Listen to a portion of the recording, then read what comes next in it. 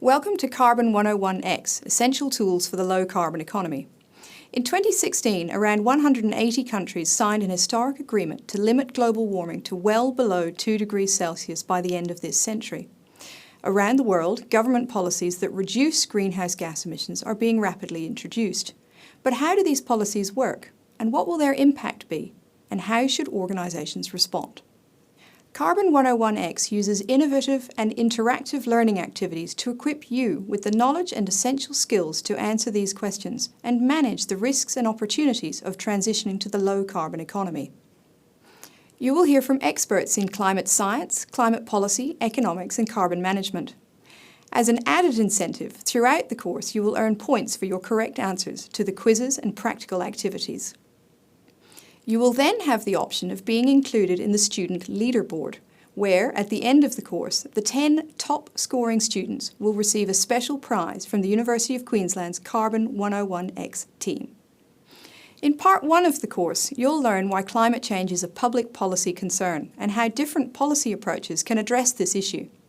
Part 2 will explore what these policies can look like in reality through a series of case studies from around the globe.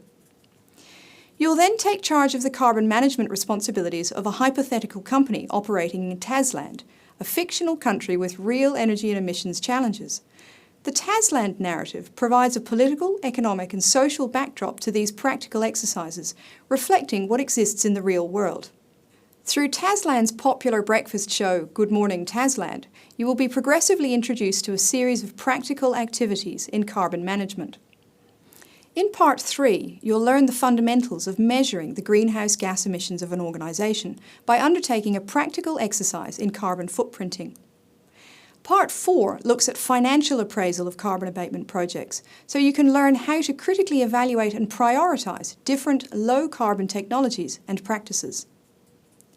Finally, in Part 5, you'll play the adaptive learning edition of the carbon game, where you'll navigate the rapidly changing policy and physical environment of Tasland for a local company. You'll address real-life questions such as how can your organisation comply with an emissions trading scheme at the lowest possible cost? How can you build resilience in an organisation to prepare for the direct impacts of climate change? This short course has been designed for busy professionals and students, providing a rapid and fun learning experience. Each of the 5 parts will take around 2 hours to complete. By the end of this course, you will have the fundamental knowledge and skills to make informed carbon management decisions for your organisation. We look forward to meeting you in Carbon101x.